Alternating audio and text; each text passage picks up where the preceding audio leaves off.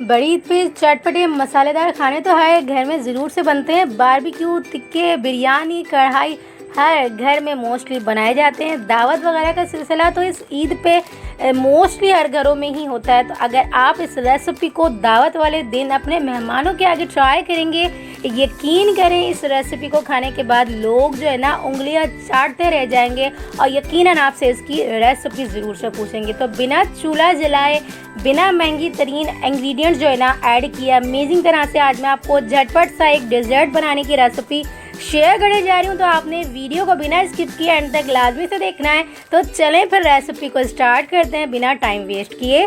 बिस्मिल्लाहिर्रहमानिर्रहीम। तो सबसे पहले हमने यहाँ पर जो है ना 1 गिलास भर के यहाँ पर एक पैन के अंदर पानी ऐड कर दिया है। पानी जब अच्छे से बॉयल हो जाएगा ना तो इसके अंदर हम यहाँ पर 1 साशे यानी कि 1 पैकेट जो होता है ना जेली का, हम इसके अंदर ऐड कर देंगे। अच्छी सी हम जेली बना के रेडी कर लेंगे।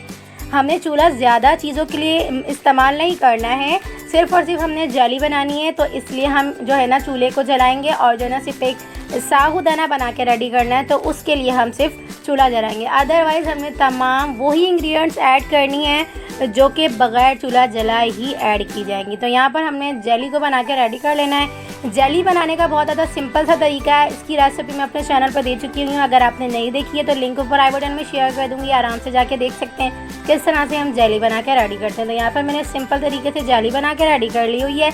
इसे रूम टेम्परेचर पर ठंडा करेंगे और इसके बाद इसे हम इस तरह के किसी भी जो है ना एयर टाइट जार में बंद करके इसे हम अच्छा सा जो है ना जमा लेंगे। रूम टेम्परेचर पर ठंडा करने के बाद जेली बहुत ज़्यादा अच्छी तरह से जम जाती है। तो तकरीबन भी आधे घंटे के प्रोसेस में ये डी वाले पार्ट में रखने से ना बहुत ज़्यादा अच्छे से जल्दी से जम जाएगी। तो इसे हम जमने के लिए फ्रीज़र में रख देंगे। उसके बाद हम अगले प्रोसेस की तरफ बढ़ेंगे। तो यहाँ पर हम जो है ना साबूदाना बना के रेडी कर रहे हैं। तो यहाँ पर हमने दोबारा से 1 गिलास भर के पानी ले लिया है। तकरीबन भी 100 ग्राम्स के करीब यहाँ पर मैंने साबूदाना ऐड करके अच्छा सा साबूदाने को उबाल लेना है। साबूदाने का उबालने का तरीका ये है कि इसे आप ना डायरेक्ट ठंडे पानी में ऐड करके ना तकरीबन भी 10 से 12 मिनट तक फुल फ्लेम पर रख के छोड़ दें। इस तरह से जो इसका दाना है ना बिल्कुल क्रिस्टलाइज हो जाता है। तो ये बहुत ज़्यादा जल्दी से अच्छा सा जो है ना बॉयल भी हो जाता है और इसका दाना भी टोटली ख़त्म हो जाता है। जो थोड़ा बहुत रह जाता है ना वो ठंडे पानी में ऐड करने के बाद ये बिल्कुल से इसका दाना ख़त्म हो जाता है।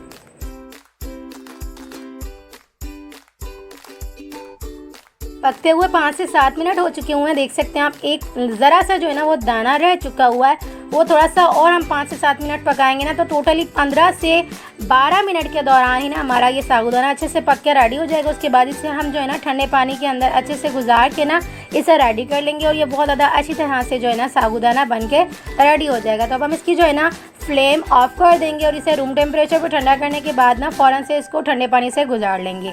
अब हम अपने मेन प्रोसेस की तरफ बढ़ते हैं। तो यहाँ पर हम मिक्सिंग के लिए यहाँ पर तकरीबन भी एक जो है ना बड़ा पैकेट हम यहाँ पर जो है ना टेट्रा पैक की फ्रेश क्रीम का ऑल पर्स की मैंने यहाँ पर ले लिया हुआ है। आप किसी भी ब्रांड का ले सकते हैं। 1 पैकेट जो है ना यहाँ पर टेट्रा पैक की फ्रेश क्रीम का ऐड करने के बाद यहाँ पर हम 4 table spoon castor sugar add कर देंगे। साथ ही इसके अंदर हम यहाँ पर जो हमने साबूदाना को अच्छे से जो है ना बॉईल किया था ना तो हम यहाँ पर सारा का सारा यहाँ पर साबूदाना ऐड कर देंगे। देख सकते हैं आप बिल्कुल ना इसके क्रिस्टल ख़त्म हो चुके हुए हैं और ये कितनी अच्छी तरह से थिक हो चुका हुआ है। तो इन तमाम चीज़ों की ना हम अच्छे से मिक्सिंग करेंगे ना तो साबूदाना नॉर्मल टेम्परेचर पे आ जाएगा।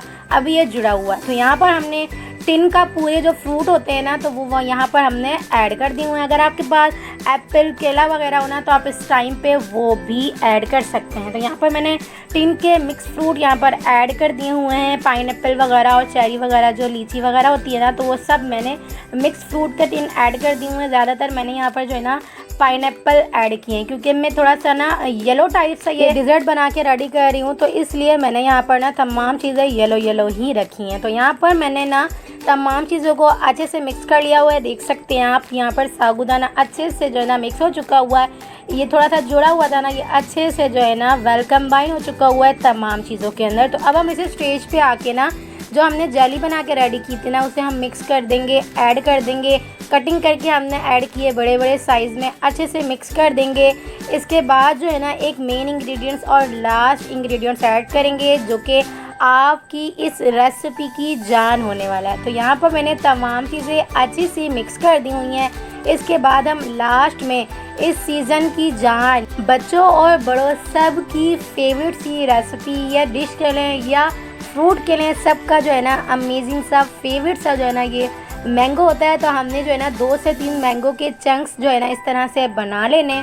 उसके बाद ये तमाम चंक्स जो है ना हम इस तरह से डिज़र्ट में ऐड कर देंगे। तो इस तरह से हमारा मैंगो सागू अमेजिंग सा डिज़र्ट बनकर रेडी हो जाएगा, है ना। बहुत ज़्यादा अमेजिंग सा, झटपट सा, क्विक सा ये डिज़र्ट बनकर रेडी होगा।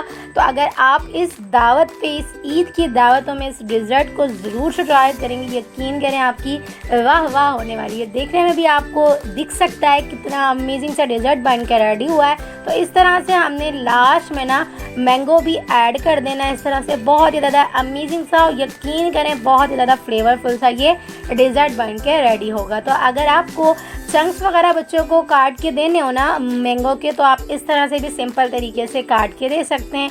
ना ज़्यादा मेहनत लगती है और ना ही ज़्यादा कोई जो है ना, सिंपल तरीके से और सफाई से बच्चे जो है ना बहुत ज़्यादा अमेजिंग तरीके से जो है ना मैंगो को एंजॉय भी कर लेते हैं। बच्चे हो या बड़े हो, मैंगो के तो जो है ना सभी शौकीन होते हैं। तो आपने ना इस तरह से मैंगो के चंक्स करके, स्लाइसिस करके जो है ना बच्चों को ज़रूर से देने और ख़ुद भी ज़रूर से इसी तरह से खाना है। तो चलें फिर जो है ना रेसिपी की तरफ आगे बढ़ते हैं।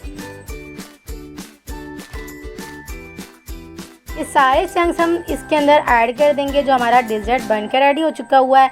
इसके बाद ना हम दोबारा से अच्छे से मिक्सिंग करेंगे। मिक्सिंग करने के बाद इसे हम तकरीबन भी ना आधे से पौना घंटा के लिए इसे हम रेस्ट देने के लिए, ठंडा होने के लिए छोड़ देंगे। उसके बाद हमारा अमेजिंग सा डिज़र्ट बनकर रेडी हो चुका हुआ है। दावत वगैरह में अक्सर ऐसा होता है ना कि मीठा जो है पहले से बना के रेडी किया जाता है ताकि जो है ना ठंडा और मीठा हो।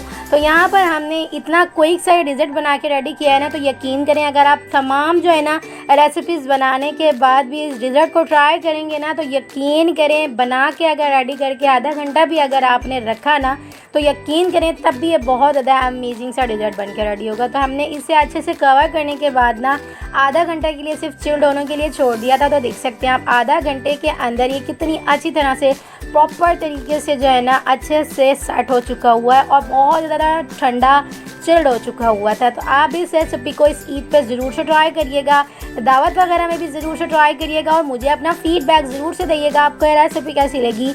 और इस तरह से आप जो है ना सर्व भी कर सकते हैं किसी भी तरह के ना, आप जो है ना बाउल वगैरह में और किसी भी शॉर्ट्स वगैरह जो गिलास होते हैं ना उसमें भी आप जो है ना इसे सर्व करके दे सकते हैं। इस तरह से भी इसे सर्व किया जाता है। तो आप इस रेसिपी को एक बार मेरी रेसिपी से ट्राई करते हुए ना, अगर चैनल पर नहीं हुए ना तो प्लीज़ चैनल को भी सब्सक्राइब कर लीजिएगा, बेल आइकन के बटन को ज़रूर से प्रेस करिएगा ताकि मेरी हर न्यू आने वाली वीडियो आप तक आसानी के साथ पहुंचती रहे।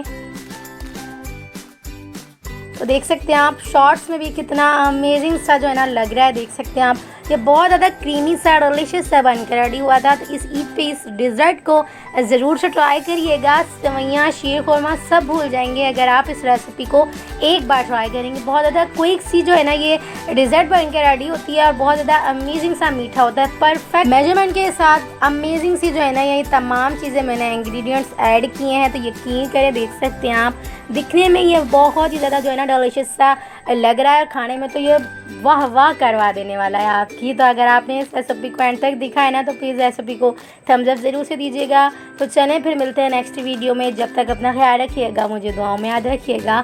मिलते हैं नेक्स्ट वीडियो में बहुत ही आसान, सिंपल और यूनिक सी रेसिपी के साथ। अल्लाह हाफ़िज़।